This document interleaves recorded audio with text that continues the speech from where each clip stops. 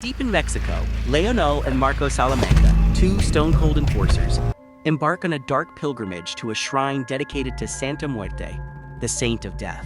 They leave an offering of devotion and, chillingly, a drawing of Heisenberg, marking him as their next target. Back in Albuquerque, the city reels from the catastrophic mid-air plane collision. The streets are filled with a collective sense of shock and grief. In the midst of this chaos, Walter White finds himself adrift in his own home, an empty vessel in a house that once held his family. His wife, Skyler, has moved out with their son and newborn daughter, granting him the space to pack his life into boxes, a temporary reprieve from the turmoil. Consumed by remorse and guilt, Walt attempts to burn stacks of his illicit cash on the backyard barbecue, a symbolic gesture of his desire for a clean start.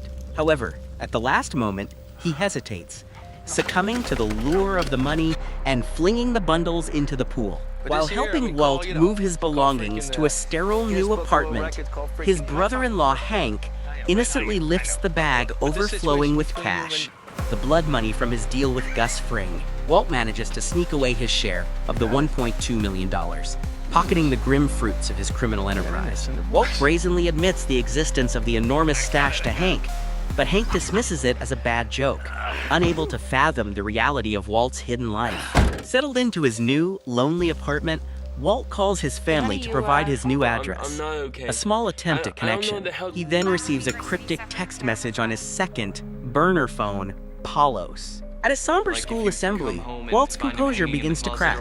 Teachers and students alike share their deeply personal traumas stemming from the devastating plane crash, a tragedy that claimed 167 lives. The media has pinned the blame squarely on Donald, whose negligence is now the target of public outrage. The news also details how Donald's daughter, Jane, recently died from a drug overdose, and the fact that he was allowed to return to work so soon after.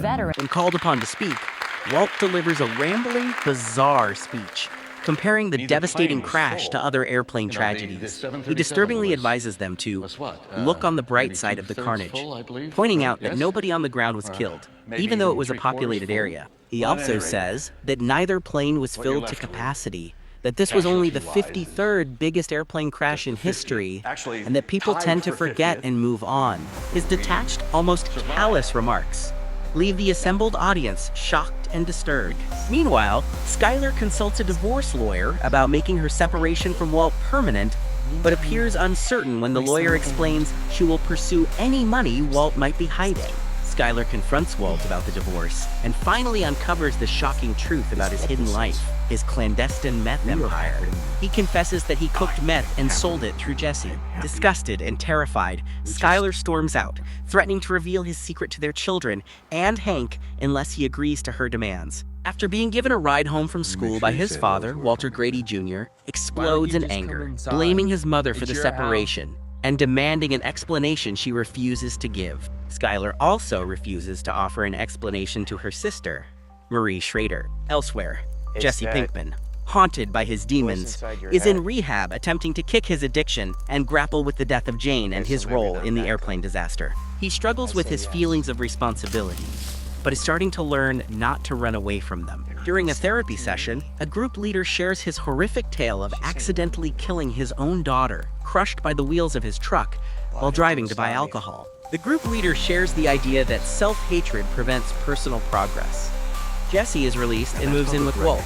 Jesse tells Walt that he has to accept his own truth and not avoid it. Walt, seeking a way out of the dark path he's created, tries to sever his ties with Gus. He informs Gus that he wants to quit cooking meth. Gus then dangles a tempting offer on the table: $3 million for just 3 months of Walt's time. Although tempted, Walt ultimately refuses, saying that his money is meaningless without his family. Simultaneously, the Salamanca cousins, lethal and relentless, stealthily cross the border into the U.S., concealed within a truck. Their target, Heisenberg. After emerging, they brutally kill their fellow passengers and the driver before blowing up the truck, signaling the beginning of their bloody hunt.